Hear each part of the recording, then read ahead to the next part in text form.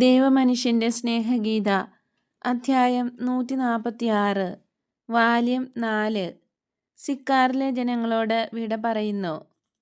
സിക്കാറിലെ സമരിയാക്കാരോട് ഈശോ പറയുന്നു, സുവിശേഷം അറിയിക്കുന്നതിന് എനിക്ക് വേറെ മക്കളുമുണ്ട്. അവരുടെ അടുത്തേക്ക് പോകുന്നതിന് മുമ്പ് പ്രത്യാശയുടെ പ്രകാശമാനമായ പാതകൾ നിങ്ങൾക്ക് കാണിച്ചു തരുവാൻ ഞാൻ ആഗ്രഹിക്കുന്നു. ലക്ഷ്യപ്രാപ്തി സുനിശ്ചിതമാകിയാൽ നിങ്ങൾ ഈ വഴികളിലൂടെ സുരക്ഷിതരായി പോകുവിൻ. മഹാനായ എസക്കിയേലിനെ ഞാൻ ഇന്ന് ഉദ്ധരിക്കുന്നില്ല. ജെറമിയായുടെ പ്രിയ ശിഷ്യനും വലിയ ഒരു പ്രവാചകനുമായ ബാറൂക്ക് നിങ്ങൾക്കു വേണ്ടി സംസാരിക്കുന്നു. ഓ, അവൻ നിങ്ങളുടെ ആത്മാക്കളെ എടുക്കുകയും അവയുടെ എല്ലാം പേരിൽ സ്വർഗസ്ഥനായ പരമപിതാവിനോട് പ്രാർത്ഥിക്കുകയും ചെയ്യുന്നു. സമരിയാക്കാരായ നിങ്ങളുടെ കാര്യം മാത്രമല്ല, സകല ജനങ്ങളുടെയും കാര്യമാണ് ഞാൻ ഉദ്ദേശിക്കുന്നത്.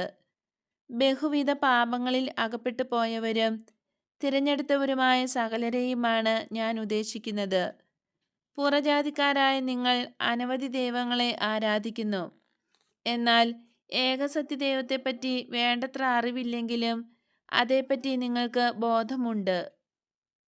നിങ്ങളുടെ ആത്മാക്കൾ ആഗ്രഹിക്കുന്ന പ്രകാരം ആ ദൈവത്തെ അന്വേഷിക്കാനും മനസ്സിലാക്കാനും നിങ്ങൾക്ക് കഴിയാത്തത് നിങ്ങളുടെ ആലസ്യം മൂലമാണ്. പുറജാതികളും വിഗ്രഹാരാധനക്കാരുമായ നിങ്ങൾക്ക് കുറഞ്ഞ പക്ഷം ഒരു ധാർമ്മിക നിയമമെങ്കിലും നൽകപ്പെട്ടിട്ടുണ്ടല്ലോ. എന്തെന്നാൽ നിങ്ങൾ മനുഷ്യരാണ്. എന്തെന്നാൽ മനുഷ്യൻ ദൈവത്തിൻ്റെ അന്തഃസത്ത ഉൾക്കൊള്ളുന്നു.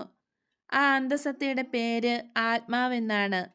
അത് എപ്പോഴും ജീവിതത്തിൽ നല്ല കാര്യങ്ങൾ നിർദ്ദേശിക്കുകയും ദിവ്യമായ കാര്യങ്ങൾ ആവശ്യപ്പെടുകയുമാണ് ചെയ്യുന്നത്.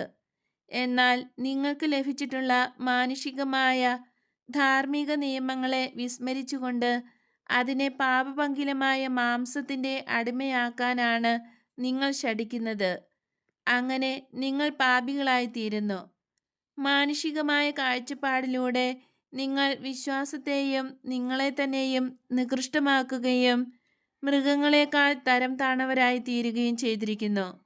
എന്നാലും ഇത് കേൾക്കുക, എല്ലാവരും ഇത് കേൾക്കുക.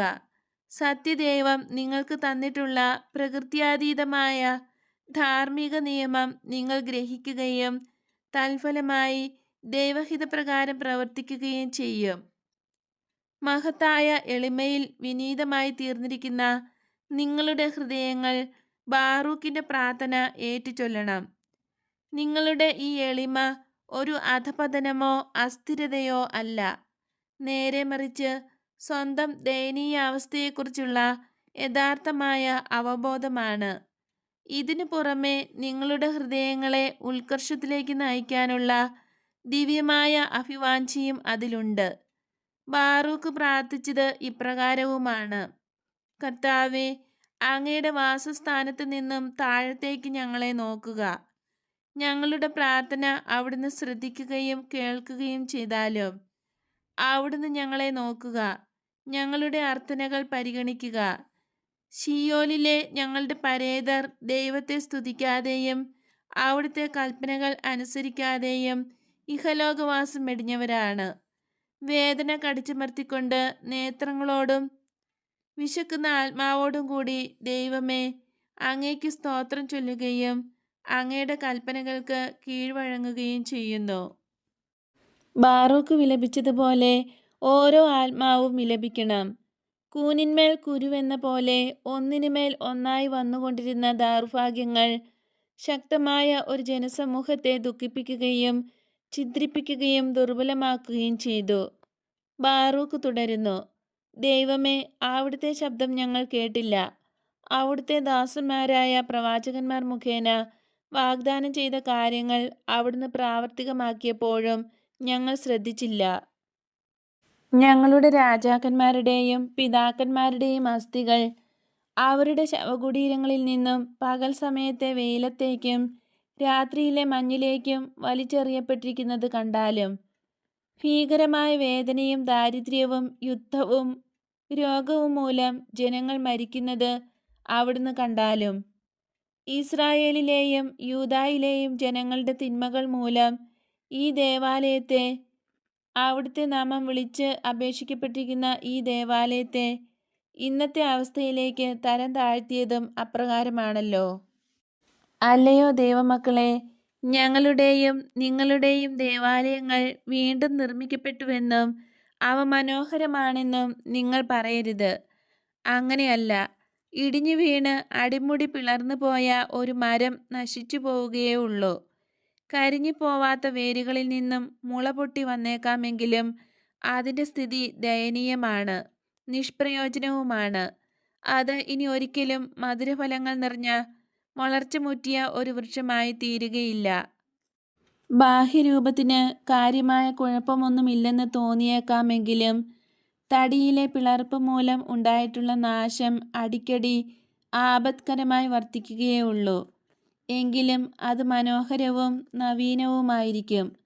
അതിൽ അന്തർലീനമായിട്ടുള്ള ചൈതന്യം നഷ്ടപ്പെടുന്നു. അതുപോലെയാണ് ഈ ദേവാലയവും. ഇതിലുള്ള പ്രകൃത്യാതീതമായ ജ്വാല മുഴുവൻ അണഞ്ഞു പോവുകയും ഇതിൻ്റെ ജീവൻ തന്നെ എടുക്കപ്പെടുകയും ചെയ്യുന്ന നാഴിക വരുന്നു. ഈ ദേവാലയവും വിശിഷ്ട ലോഹത്താൽ നിർമ്മിതമായ ബലിപീഠവും നശിച്ചു പോകും. പുരോഹിതന്മാരുടെ വിശ്വാസവും ജീവകാരുണ്യവുമാകുന്ന ഉലയിൽ ഊതിപ്പഴിപ്പിച്ചാൽ മാത്രമേ പ്രസ്തുത ലോഹം നിലനിൽക്കുകയുള്ളൂ. വിറങ്ങലിച്ച് ബീഭത്സമായ ശവശരീരങ്ങൾ ഈ ദേവാലയ പരിസരത്ത് എല്ലായിടത്തും കിടക്കും. വിദേശത്തു നിന്നുള്ള കാക്കകൾ അവ കൊത്തിപ്പറിക്കും. ദൈവശിക്ഷയുടെ ഹിമപാതം ഈ ദേവാലയത്തെ പൂർണ്ണമായും നശിപ്പിച്ചു കളയും. അല്ലയോ ഇസ്രായേൽ മക്കളെ, നിങ്ങളുടെ രക്ഷകനായ എന്നോടൊപ്പം നിങ്ങളും വിലപിക്കുവിൻ. ദൈവത്തിൻ്റെ സിംഹാസനത്തിൽ എത്തിച്ചേരുന്നതിന് എൻ്റെ ശബ്ദം നിങ്ങളെ സഹായിച്ചേക്കാം. എൻ്റെ ശബ്ദത്തിന് അതിനുള്ള കഴിവുണ്ട്. ദൈവപുത്രനായ ക്രിസ്തുവിനോടൊപ്പം പ്രാർത്ഥിക്കുന്നവരുടെ പ്രാർത്ഥന ആ പുത്രൻ്റെ പിതാവായ ദൈവം കേൾക്കും. ബാറൂക്കിൻ്റെ ആ പഴയ പ്രാർത്ഥന നമുക്കും പ്രാർത്ഥിക്കാം. സർവശക്തനായ ദൈവമേ, ഇസ്രായേലിൻ്റെ ദൈവമേ, വേദന നിറഞ്ഞ അസ്വസ്ഥമായ ഓരോ ഹൃദയവും അങ്ങയോട് നിലവിളിക്കുന്നത് കേട്ടാലും ഞങ്ങളോട് കരുണ കാണിച്ചാലും. കർത്താവേ, അവിടുന്ന് ദയാലുവായ ദൈവമാണല്ലോ. അവിടുത്തെ മുന്നിൽ പാപം ചെയ്തു പോയ ഞങ്ങളോട് കരുണ കാണിച്ചാലും. അവിടുന്ന് നിത്യസിംഹാസനത്തിലിരിക്കുമ്പോൾ ഞങ്ങൾ നിരന്തരം നശിക്കണമോ? സർവശക്തനായ ദൈവമേ, ഇസ്രായേലിൻ്റെ ദൈവമേ, ഇസ്രായേലിലെ മരിച്ചുപോയവരുടെയും അവരുടെ സന്തതികളുടെയും പ്രാർത്ഥന അവിടുന്ന് കേട്ടാലും. ഞങ്ങൾ അവിടുത്തേക്കെതിരായി പാപം ചെയ്തു പോയി. നിന്റെ ശബ്ദം ഞങ്ങൾ കേൾക്കാഞ്ഞതിനാൽ ഞങ്ങളുടെ മേൽ അത്യാഹിതങ്ങൾ വന്നു വീണു. ദൈവമേ, ഞങ്ങളുടെ പൂർവികരുടെ ദുഷ്പ്രവൃത്തികൾ നീ കണക്കിലെടുക്കരുതേ. നേരെ മറിച്ച് അവിടുത്തെ ശക്തിയും നാമവും അവിടുന്ന് ഓർക്കണമേ. എന്തെന്നാൽ ഞങ്ങൾ അവിടുത്തെ നാമം വിളിച്ചപേക്ഷിക്കുന്നു. ഞങ്ങളുടെ പൂർവികരുടെ ദുഷ്പ്രവൃത്തികളിൽ നിന്നും ഞങ്ങൾ പിന്തിരിയുന്നു. ദൈവമേ, ഞങ്ങളുടെ മേൽ കരുണ തോന്നണമേ. ഇപ്രകാരം പ്രാർത്ഥിച്ച് ദൈവദത്തമായ ജ്ഞാനത്തിലേക്ക് തിരികെ വന്ന് മാനസാന്തരപ്പെടുവിൻ. ഇതിനുള്ള മാർഗം ദൈവകൽപ്പനകളുടെയും നിയമത്തിൻ്റെയും ഗ്രന്ഥത്തിൽ കാണാം. രക്ഷയുടെ സമയം അടുത്തിരിക്കുന്നു എന്ന സുവിശേഷം പാവപ്പെട്ടവരെ അറിയിക്കുന്നതിനായിട്ടാണ് ഈ എളിയ രൂപത്തിൽ ദൈവത്തിൻ്റെ മിശിഹ ആയ ഞാൻ വന്നിരിക്കുന്നത്. ക്ഷമയുടെയും സ്നേഹത്തിൻ്റെയും സമാധാനത്തിൻ്റെയും സമയം ഇതാ സമാഗതമായിരിക്കുന്നു. ഈ വചനം വിശ്വസിക്കുന്നവൻ നിത്യജീവനിൽ എത്തിച്ചേരും. ദൈവത്തിൻ്റെ മിശിഹായോട് ആദരപൂർവ്വം പെരുമാറിയ സിക്കാറിലെ ജനങ്ങളെ, ഞാനിതാ നിങ്ങളോട് വിട പറയുന്നു. എൻ്റെ സമാധാനം നിങ്ങൾക്ക് തന്നിട്ടാണ് ഞാൻ പോവുന്നത്. അപ്പോൾ ഓരോരുത്തർ പറഞ്ഞു, കുറച്ചു സമയം കൂടി കഴിഞ്ഞിട്ട് പോയാൽ മതി. വീണ്ടും വരണേ. അവിടുന്ന് സംസാരിച്ചതുപോലെ മറ്റാരും ഇതുവരെയും ഞങ്ങളോട് സംസാരിച്ചിട്ടില്ല. നല്ല ഗുരു, അങ്ങ് അനുഗ്രഹീതനാണല്ലോ. എൻ്റെ കുഞ്ഞിനെ ഒന്ന് അനുഗ്രഹിച്ചാലും. അനുഗ്രഹത്തിനായി അവിടുത്തെ കുപ്പായത്തിൻ്റെ തൊങ്ങലുകളിൽ ഒന്ന് എനിക്ക് തരിക.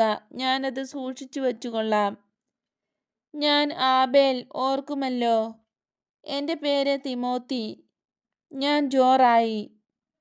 ഞാൻ നിങ്ങളെ എല്ലാവരെയും ഓർത്തുകൊള്ളാം, ഈശോ പ്രതിവചിച്ചു. നഗരം വിട്ട് കുറേ ദൂരം കൂടി അവർ ഈശോയുടെ പിന്നാലെ പോയി. അതിനുശേഷം അവർ സാവധാനം പിന്തിരിഞ്ഞു.